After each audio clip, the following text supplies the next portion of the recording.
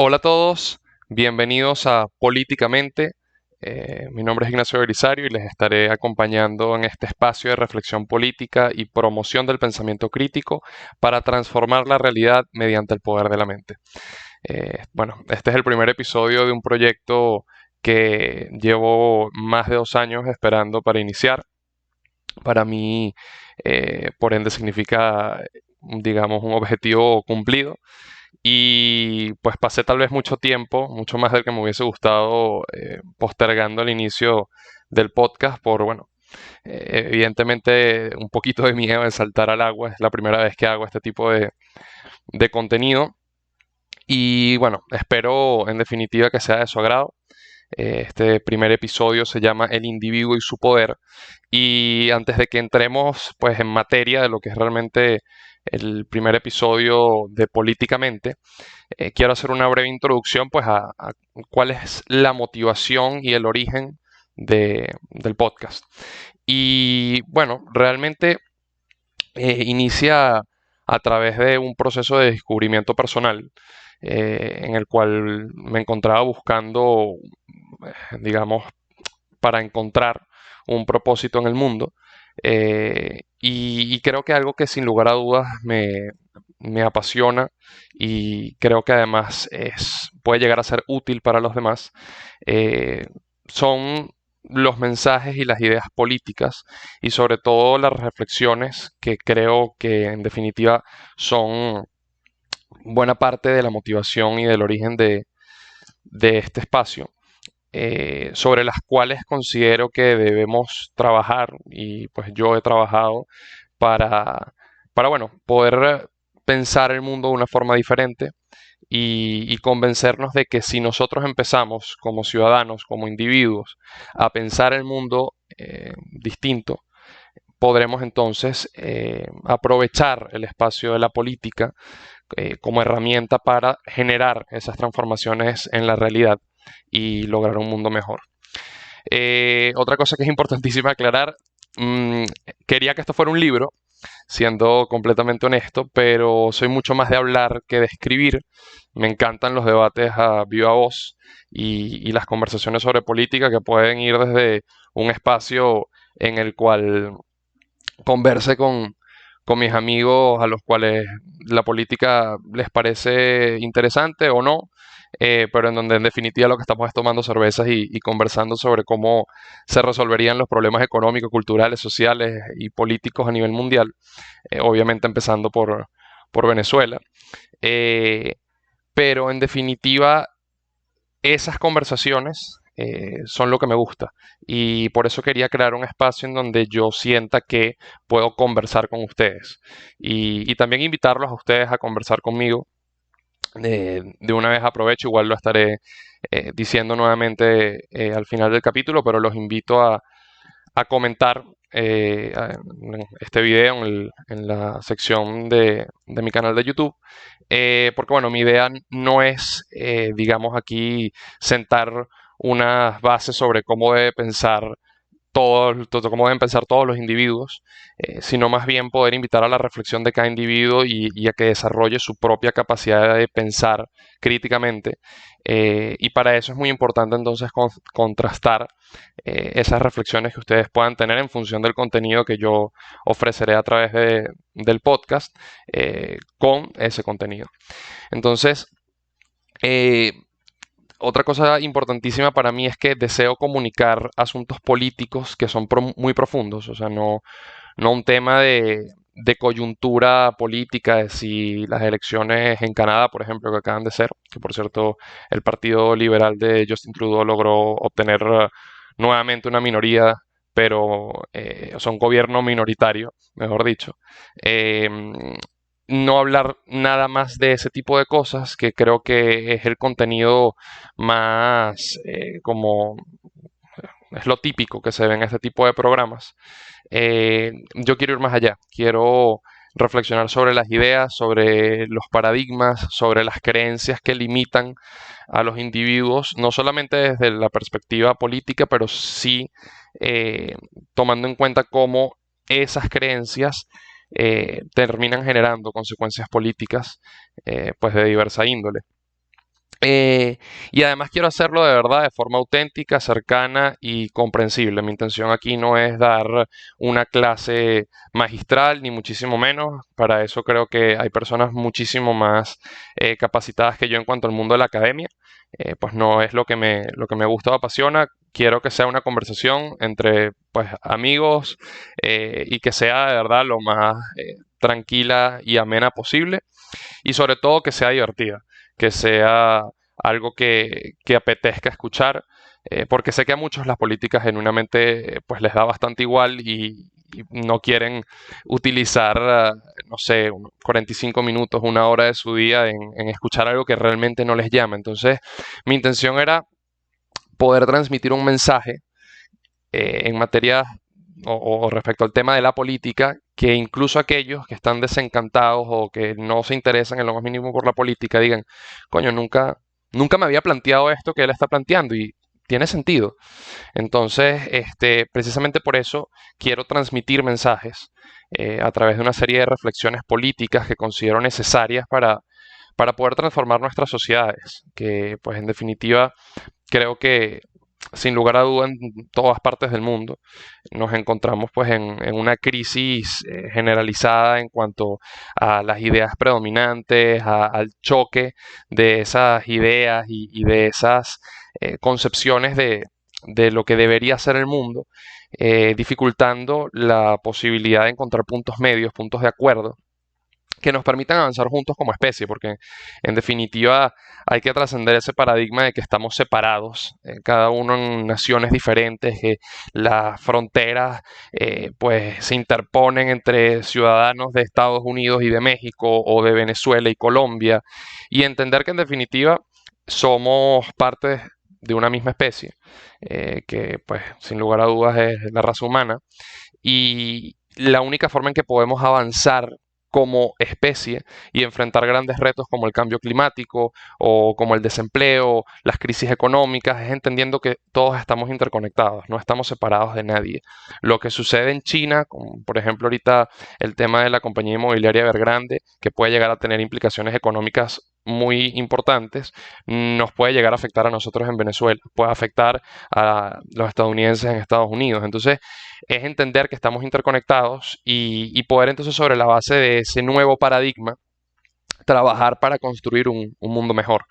Eh, y bueno, sin lugar a dudas, algo que me fascinaría es que jóvenes como yo, pero que no son tan, tan intensos con la política, puedan interesarse un poco por esto y decir, coño, este chamo, ¿sabes? Tiene buenos mensajes, tiene buenas ideas, me gusta lo que dice, esto sí conecta conmigo, porque eh, más allá de que en ninguna manera pienso que mis reflexiones o ideas pues son la verdad objetiva o que es el modelo ideal para el mundo y ya vamos a hablar un poco sobre el peligro de estos modelos que pueden llegar digamos, sesgar o limitar nuestra capacidad de comprender el mundo de forma más amplia, pero sí quisiera que la gente encontrara en este espacio una posibilidad para reflexionar sobre cosas que tienen mucha incidencia en sus vidas y que, bueno, evidentemente se conectan en este sentido con la política y que, pues, tal vez no lo han estado haciendo. Y creo que sobre todo los jóvenes a nivel global, la generación millennial, eh, sienten una gran desconexión con las clases políticas dominantes en cada uno de sus países. Y pues a mí lo que me encantaría es poder ofrecer un poco mis reflexiones sobre por qué eso sucede, invitarlos a que transformemos esa realidad, porque en definitiva nuestra generación creo que tiene muchas claves, obviamente que no es un tema de luchas generacionales ni mucho menos, pero creo que sí tenemos que sumarnos y empezar a aportar una nueva forma de ver la vida, no solamente desde el punto de vista político, sino desde el punto de vista ambiental, económico, etcétera, para genuinamente construir algo diferente. No se trata de acabar con lo que existe de antes, sino sencillamente construir desde adentro de lo que ya existe para lograr, como ya dije antes, un mundo mejor. Entonces, bueno, la dinámica de los episodios va a ser básicamente yo conversando con ustedes a través de este proceso de reflexiones, invitándolos a ustedes a pensar cosas determinadas. Mi intención es genuinamente enfocar muchísimo el asunto político desde lo que significa el poder de la mente y de los pensamientos y de las creencias, los paradigmas.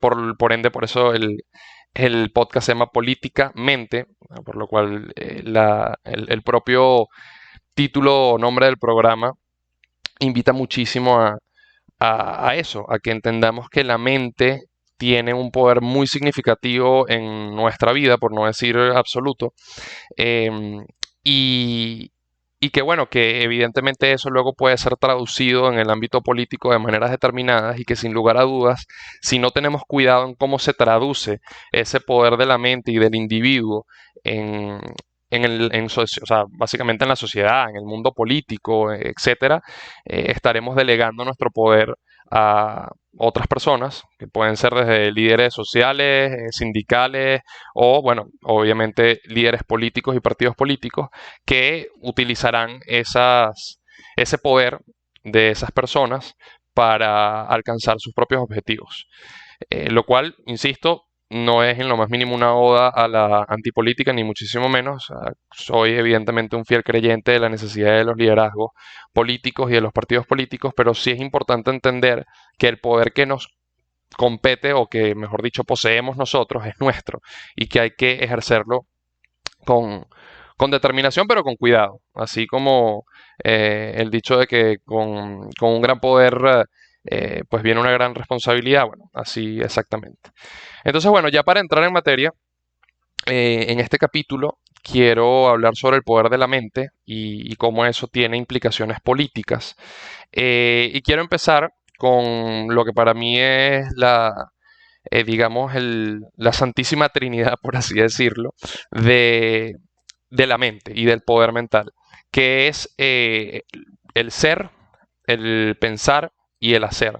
Y cómo se interconectan estos tres elementos para, pues, luego tener resultados específicos en la realidad.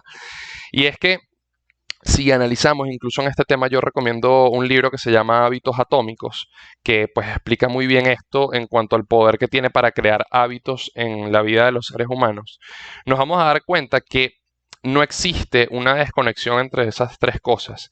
Si yo creo que soy algo, eso me va a llevar a pensar de una manera determinada y a tener unos pensamientos determinados.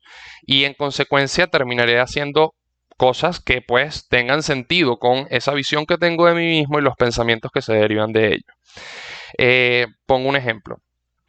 Si yo considero que pues soy malo para las matemáticas, porque bueno, yo no soy bueno, no se me da, y esto es un caso de la vida real porque estoy hablando de mí. Eh, y yo todo el tiempo me repito y me reafirmo que soy malo, que yo no sirvo para eso, que yo, no sé, me deberían haber permitido en el colegio irme por humanidades en vez de ciencias y no cerrar humanidades, lo cual efectivamente sucedió. Pero si yo me enfrasco en ese yo soy malo para las matemáticas y todos mis pensamientos giran en torno a es que yo tengo problemas con los números, es que los cálculos no se me dan, es que yo nunca voy a poder mejorar en esto. Obviamente cuando yo intente traducir en la realidad, por ejemplo, yo tomé clases particulares de matemática por mucho tiempo, cuando yo intente traducir lo aprendido en las clases particulares, los ejercicios, la práctica, pues evidentemente va a haber allí algo que haga cortocircuito, que va a ser el que no hay una armonía entre lo que yo soy o lo que yo creo que soy, mis pensamientos y luego mi intención de querer hacer algo de la mejor manera determinada, o mejor dicho, de una manera determinada. Entonces, evidentemente eso genera una distorsión en esa, o un desequilibrio en esa, digamos, esa ecuación del ser, pensar, hacer, que impide que pues, podamos obtener resultados genuinamente pues, efectivos para nuestros objetivos. Y en ese sentido, eh, empezamos a crear o a creer paradigmas, a asumir creencias que nos limitan. Por ejemplo, yo soy malo en las matemáticas y esto tiene una serie de consecuencias políticas. Entonces aquí me parecía muy importante pues leer de manera directa de la Real Academia Española el significado de la palabra paradigma. Y bueno, si ustedes luego lo buscan, van a ver que hay cuatro posibles significados. Y yo quiero quedarme con uno de ellos, que es el que creo que se adapta más al motivo o la concepción por la cual estoy utilizando el término paradigma en este momento. Y la RAE lo define como teoría o conjunto de teorías cuyo núcleo central se acepta sin cuestionar y que suministra la base y modelo para resolver problemas y avanzar en el conocimiento. Entonces, los paradigmas no necesariamente son algo que deba limitarnos o que pues tenga por qué per se ser malo. ¿Ok? Evidentemente, uno de los ejemplos que se me viene a la mente y que incluso lo reseña la propia RAE en esa definición es el paradigma newtoniano.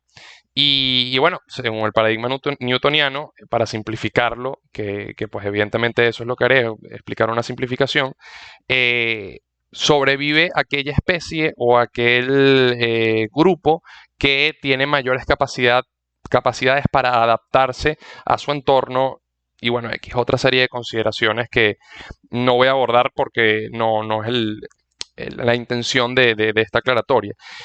Entonces, evidentemente, este paradigma, que además se basa en una serie de hallazgos científicos y que está respaldado pues, por el análisis objetivo de la realidad, pues ha aportado muchísimo para el progreso de la humanidad, para el desarrollo de la ciencia, las ciencias naturales, para el estudio de las especies, etcétera. Pero eso no quiere decir que deje de ser un paradigma que limita. ¿En qué sentido? En que si nosotros asumimos que esa es la verdad y no tenemos la curiosidad de indagar más allá, incluso de llegar a cuestionar si ese paradigma es todo lo que hay, pues entonces la ciencia estará condenada a no seguir descubriéndose, porque uno de los principios fundamentales de la ciencia es que todos los descubrimientos deben ser sujetos o debe existir la posibilidad de que sean falsables, es decir, de que se pueda comprobar que no sean ciertos, o que pueda descubrirse que ciertos aspectos que en su momento se consideraban ciertos no lo son y otros pues continúen en el tiempo, la ciencia continúa aceptándolos como parte de esa verdad, de ese cuerpo científico que pues se ha podido comprobar en la realidad. Estos temas son más del ámbito, digamos, de la ciencia. Empiezo con este paradigma científico del paradigma newtoniano porque creo que me permite ejemplificar bien el concepto de lo que es el paradigma. Pero luego en las ciencias sociales pasamos a otro tipo de paradigma que no necesariamente tiene por qué tener fundamentación objetiva ni tener ningún tipo digamos, prueba más allá del hecho de que, por ejemplo, tus padres o tus amigos o el cine, la televisión, la radio, te lo repite constantemente y te lo dice tanto que tú asumes que esa es la realidad y para ti esa es la verdad. Y cuando ese paradigma que tú consideras que es verdad y pues el individuo ni se cuestiona la posibilidad de que no lo sea, se constituye en una creencia que te limita, ahí es en donde entramos en problemas. Sobre todo cuando esto tiene incidencia política y genera unos efectos respecto a la vida de las sociedades. Y bueno, voy a poner un ejemplo que está pues muy fresco. No voy a pronunciarme al respecto. De antemano digo, yo creo que la ciencia ha avanzado muchísimo y el tema de las vacunas está comprobado que sirven, que los riesgos son muy, muy pequeños y pues evidentemente soy un defensor de las vacunas, pero voy a hablar del tema de los paradigmas y las creencias limitantes. Por ejemplo, las vacunas estuvieron listas demasiado rápido, y eso a mí me genera desconfianza, eso no es seguro, yo no me la voy a poner. Ok, perfecto. Aquí rescato el derecho de todos los individuos a pensar lo que se les dé la gana, ¿ok? No vinimos aquí a dictarle cátedra a nadie, yo tengo mi posición que es totalmente antagónica con esa posición de la gente que no desea ponerse vacuna, estoy dando solo un ejemplo y un fundamento, hay otros que es por motivos religiosos, etcétera, pero el punto está en que ese es el paradigma, esa es la creencia de esa persona y para esa persona esa es la realidad, ¿ok? Y sin lugar a dudas, eso puede llegar a tener consecuencias respecto de su propia vida, porque bueno, el hecho de no vacunarte, eh, pues eleva las probabilidades de que te contagies y a su vez de que si te contagias puedas complicarte e incluso morir. Pero el tema ya está, y aquí es lo que yo quiero analizar, en cómo eso luego tiene consecuencias políticas, ¿ok? Porque si bien existe un cuerpo de evidencia científica que podría servir para dar eh, mayor respaldo o poder aliviar esas preocupaciones de individuos como esta persona abstracta que defino o que, digamos, estoy intentando transmitirle esa forma de pensar de una persona determinada, que existen, obviamente. Em, Sin embargo, los liderazgos políticos a los que les conviene utilizar el argumento en contra de las vacunas para sus propios fines políticos no van a intentar utilizar la verdad ni la ciencia. Y cuando digo la verdad me refiero a pues lo que se ha podido descubrir hasta ahora, ¿ok? Evidentemente, la verdad como, digamos, concepto filosófico abstracto existe precisamente en el mundo de lo filosófico. Nosotros lo que hacemos a través de la ciencia como especie es acercarnos, aproximarnos lo más que podamos a la realidad, más allá, obviamente, de las ciencias que son más exactas, como por ejemplo las matemáticas.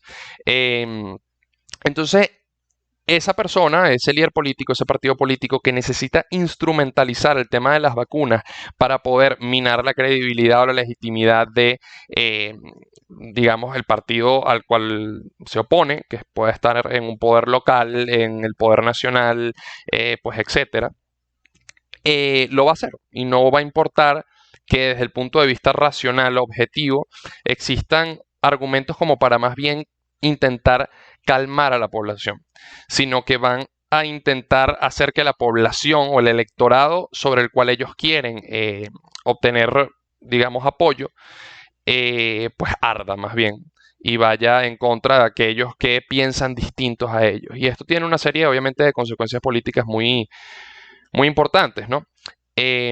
Sobre todo porque la proposición de nuevos paradigmas e ideas, sin lugar a dudas, digamos que es todavía más fuerte para aquellos que ejercen el poder político, que conforman el status quo, que forman parte de la élite, porque bueno, suelen ser los que tienen acceso a medios de comunicación, mayor capacidad de inversión en temas de redes sociales para llegar a más personas con sus contenidos, capacidad de pagar estudios de opinión pública para saber cómo piensa la gente y en función de eso diseñar estrategias para poder captar su apoyo y en definitiva pues luego su voto. Y, y bueno, todo esto se conecta nuevamente con el tema del ser, pensar, hacer, ¿no? Porque si pongo un caso, yo soy una persona religiosa de una religión que no cree en las vacunas. Eso me va a llevar a considerarme como individuo, que yo soy eso y por ende mis pensamientos van a girar en torno a eso. Y en consecuencia, pues, ¿cuál es el hacer? Ser, pensar, hacer. Repito nuevamente, bueno, no me vacuno. Pero esto luego también aplica para, por ejemplo, el tema del voto. Porque si yo soy republicano, ¿ok? Voy a pensar como republicano y en definitiva voy a votar por los republicanos. Entonces vean de nuevo el poder del ser, pensar, hacer. Pero todo eso empieza en nuestra mente. Todo eso empieza en el poder del individuo de creer una cosa u otra, porque es que nadie nos obliga a pensar o a creer de una forma en específica. Si el día de mañana usted quiere dejar de ser, no sé, conservador, liberal, comunista, socialdemócrata, etcétera, usted puede hacerlo. Porque nadie lo está obligando a pensar como usted piensa. Usted es el único que tiene el poder. Y me perdonen que estoy siendo tan formal con el usted, pero bueno, tú eres el único que tiene el poder para cambiar esa forma en la que piensas y construir, si tú lo decides, una nueva realidad. Sin embargo, obviamente que cuando ya existen unos paradigmas asentados y unas ideas preconcebidas en la sociedad, los partidos políticos de, digamos, esta época van a estudiar lo que ya existe y van a intentar promocionarse como los verdaderos representantes de esas ideas y esos paradigmas, porque eso es mucho más sexy electoralmente, por así decirlo, que proponer algo nuevo, paradigmas nuevos, ideas nuevas, porque eso requiere convencer. Eso requiere pedagogía política, eso requiere enseñar que hay una forma distinta en la que se podrían hacer las cosas y eso pues no necesariamente es tan efectivo desde el punto de vista de lograr victorias en contiendas electorales. Entonces los partidos y líderes políticos, su gran mayoría, no están dispuestos a, no sé, digamos, malgastar, que obviamente yo no creo que sería un gasto que sería inútil, pero malgastar 2 ciclos o 3 ciclos electorales sin mayores triunfos, con tal de que en el camino se esté haciendo un proceso de pedagogía política, de enseñanza sobre estas nuevas ideas, estas nuevas formas de hacer las cosas, y cómo eso puede traer más beneficios y resultados más positivos que los viejos paradigmas, porque, bueno, hay otra serie de partidos políticos y de liderazgos políticos que más bien estarán explotando esos paradigmas que la gente toma como ciertos, ¿ok? Que eso es lo más importante. O sea, ya la gente pensaba así. Los líderes políticos y los partidos políticos que buscan esta estrategia de maximización electoral, lo que buscan es sencillamente capitalizar eso que ya existe, pero no están proponiendo nada nuevo. Entonces, ahí es en donde nos damos cuenta que sin esa instrumentalización política de las preconcepciones sociales por parte de los líderes y de los partidos políticos, eh, sin que existiese esa instrumentalización, el poder está en nosotros, el poder está en nuestra mente, el poder está en nuestras creencias de la vida. Y aquí pongo un ejemplo que no tiene que ver con la política. Es una persona que pues yo empecé a escuchar de hace unos meses para acá, que se llama Juan Lucas Martín. Él es psicólogo especializado en trauma, o sea que nada más alejado del tema de la política, pero que él cuenta una historia sobre el poder de los paradigmas, sobre todo aquí en cuanto a los paradigmas sociales, que él pues acababa de graduarse como psicólogo en Argentina y le dijeron, mira, aquí en Argentina, como psicólogo, tienes que sufrir 10 años y luego de eso es que la profesión empieza a darte réditos económicos, etcétera. Y a él le repitieron tanto eso durante tantos años de su vida que para él eso era así. Nunca se cuestionó el de dónde venía eso, para él eso era una ley natural y eso que en ese momento él ya entendía el poder de la mente y pues sabía utilizar su propia mente para construir su realidad sin atarse a paradigmas. Pero fíjense lo poderosos que son las creencias limitantes y esos paradigmas, que una persona como él no cuestionaba ese paradigma. Y pues nada, hacer el cuento largo corto, la pasó muy mal por muchos meses, sintiéndose miserable, ganando una miseria como profesional, hasta que dijo, ya está, yo no creo en esto. No quiero creer más en esto, este paradigma es ridículo, es absurdo y no voy a seguir por este camino. Y pues desde ese momento en adelante su vida cambió desde el punto de vista profesional, porque dijo, no, yo puedo ser exitoso sin sufrir 10 años. O sea, ¿quién coño me dijo a mí? Y discúlpenme la grosería, pero ¿quién coño me dijo a mí que yo no puedo pues avanzar, transformarme, ser mejor de lo que este paradigma me impone? Entonces, este tema de las preconcepciones sociales, que en este caso les estoy dando uno respecto a un tema que nada tiene que ver con la política, que es los psicólogos en Argentina tienen que sufrir 10 años antes de poder empezar a ser exitosos financieramente, tenía poder sobre él. Entonces, luego vayamos a preconcepciones y paradigmas políticos sociales, como por ejemplo, y pongo el caso de Venezuela, eh, nunca vamos a salir del chavismo. El chavismo es invencible.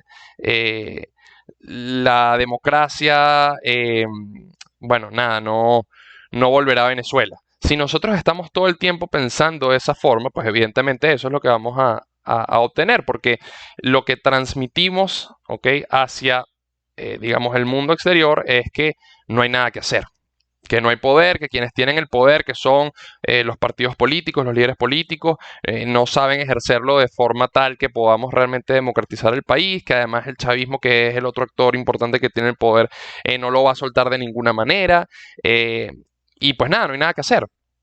Entonces, obviamente, los partidos políticos, por ejemplo, de la oposición, van a utilizar eso para, bueno, nosotros somos los que ejercemos la representación de quienes se oponen al régimen de Nicolás Maduro y por ende los ciudadanos somos meros espectadores. Y eso les disminuye el costo político pues de equivocarse porque en definitiva nosotros no estamos asumiendo el poder de exigir, de reclamar y de decir, no, mira, yo no me creo este cuento de que no podemos salir de esto. Claro que sí, pero yo además voy a ser protagonista de ese cambio, de esa historia que yo quiero pues desarrollar de forma distinta, democrática, plural, etcétera, y asumir las riendas del asunto.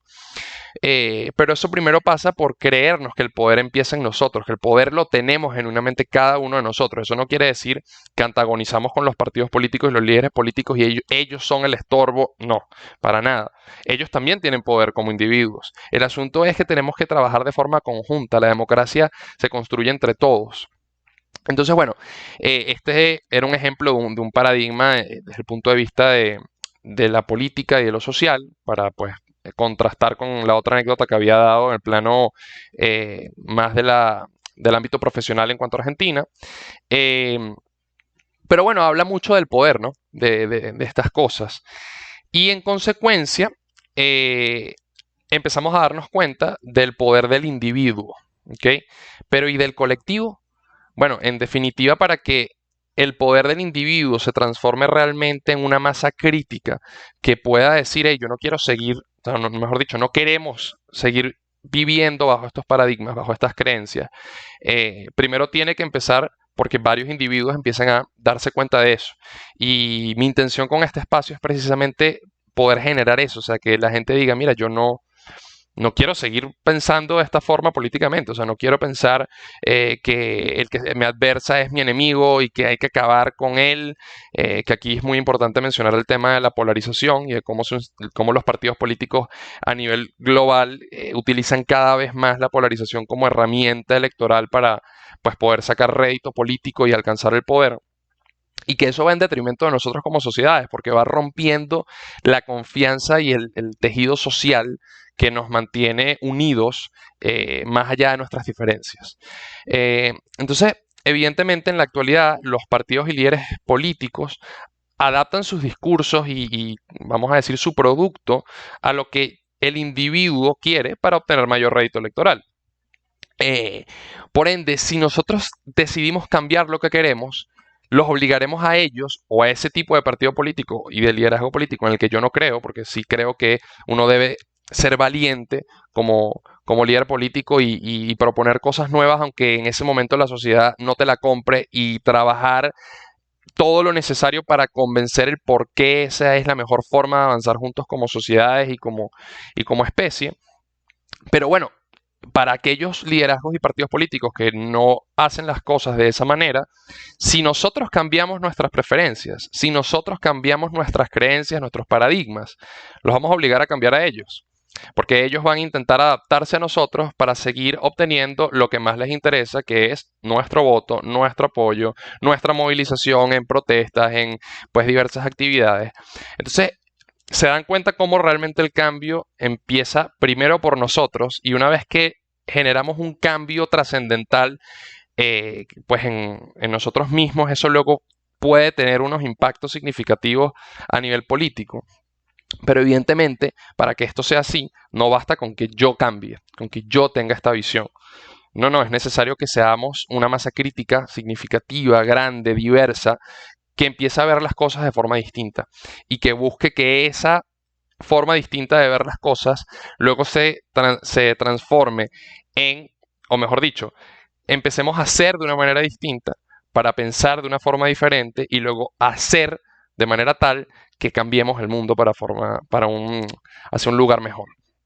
Entonces, evidentemente, sobre la base de esto que les comentaba, como los partidos políticos lo que buscan es adaptar su discurso, sus programas de gobierno, su marketing político, etcétera, a los intereses y preferencias de los individuos, la competencia electoral funciona como cualquier otro mercado. Es decir, quienes son los vendedores adaptan su producto, que en este caso, como ya les dije, programas electorales, programas de gobierno, propuestas electorales, discursos, etcétera, a los gustos y preferencias de sus consumidores, que en este caso somos, pues, el electorado. Y evidentemente esto hace que si nosotros estamos enviando todo el tiempo señales determinadas al mercado electoral de que nuestros principales intereses es orden y seguridad, pues usted va a escuchar de su candidato determinado a nivel nacional o a nivel local o a nivel estatal que las prioridades del país en este momento, o del estado, o del municipio, la provincia o lo que sea, son el orden y la seguridad. Pero eso no es porque esa persona está en un plano abstracto en donde dice esto es lo mejor para la gente. No, no, sencillamente tiene un grupo de asesores, de consultores, de agencias y compañías que le realizan estudios de opinión pública, que analizan las redes sociales, que pues obtienen en esta era de la información una cantidad enorme de datos y sacan las conclusiones. Incluso a día de hoy es posible construir perfiles de los votantes de un país, ¿ok? Y saber cuáles son los perfiles mayoritarios y ver por dónde enfocas entonces el discurso para que esa gente te apoye. Y volvemos al tema de que ya la opinión, los temas están sentados allí. Los construimos nosotros como sociedad. No lo crean los políticos. Entonces, si nosotros empezamos a querer y a pensar de forma diferente, si nuestras prioridades cambian, si nuestras preferencias cambian, entonces haremos que los políticos tengan unos analistas que saquen unas conclusiones diferentes del estudio de esos datos y en consecuencia actúen de una forma diferente para adaptar su producto, ya saben a qué me refiero, a nuestros nuevos gustos y preferencias. Y ahí está el poder más importante. Entonces, para cerrar este primer capítulo de Políticamente, dejo una pregunta. ¿Queremos que todo esto que les vengo comentando siga funcionando así? ¿O estamos dispuestos a cambiar nuestras preferencias para ponerle un parado? ¿Estamos dispuestos a dejar de ver en quien tiene ideas políticas diferentes a mí o a las mías como un enemigo? ¿Estamos dispuestos a dejar de verlo como un enemigo y pasar a verlo como alguien que es tan necesario como yo para construir una sociedad diversa y plural? Y ojo, aquí no quiero caer en lo más mínimo en el tema de la corrección política o del comeflorismo, por así decirlo, porque evidentemente existe algo que se llama la paradoja de la tolerancia, que tampoco es que vamos a tolerar las ideas, por ejemplo, nazistas, porque bueno, él tiene derecho a pensar así, no. O sea, cualquier idea que discrimine o que busque suprimir la libertad de otros individuos a pensar de una manera diferente claramente no puede ser tolerada en una sociedad democrática, que es en lo que en definitiva creo. Eh, pero aquellos que sí consideran bueno, que el mundo debería ser distinto a su manera, pero sin imponerle mediante la vía de la fuerza o de la amenaza o de lo que sea a otro esa visión del mundo, no es nuestro enemigo. Estamos dispuestos a romper con nuestros paradigmas y con nuestras creencias limitantes para que eso nos permita hacernos dueños realmente de nuestra vida, transformar la realidad y sobre la base de esto construir un cambio político que sea sostenible, duradero y que nos permita superar cosas como por ejemplo un debate que para mí está totalmente desfasado con el mundo actual, que parece más un asunto de la Guerra Fría, que es que el problema del mundo es si eres de izquierda, que los gobiernos no sean de derecha, y que si eres de derecha, los gobiernos no sean de izquierda. Estamos dispuestos a superar el paradigma de que todo lo que no me gusta dentro del espectro ideológico es necesariamente, todo aquello con lo que yo no comparto ideas es necesariamente el otro extremo de lo que yo soy. Estamos dispuestos, si somos de centro derecha o derecha, a no pensar que todo lo que se ubica a nuestra izquierda es comunismo, leninismo, estalinismo. Estamos dispuestos, si somos de izquierda, a no pensar que todo lo que se ubica al lado de nuestra derecha es fascismo, nazismo, etcétera. Entonces, bueno, con esta pregunta cierro. Creo que pues ya he dado las primeras pinceladas de por dónde ir a este espacio. Los invito a pues sintonizarme todos los miércoles. Estaremos aquí conversando sobre estos temas siempre desde esta perspectiva. Y, y bueno, nada, suscribirse a mi canal de YouTube. Los invito, no sé si está por aquí o por acá, pero bueno, en alguno de esos dos lados pueden suscribirse al canal. Igual también estaré saliendo a través de Spotify si prefieren escuchar el podcast en el carro, en el camino al trabajo, en su celular y no lo pueden hacer por YouTube. Y bueno, les agradezco muchísimo el haber estado conmigo en este espacio y me despido por este momento.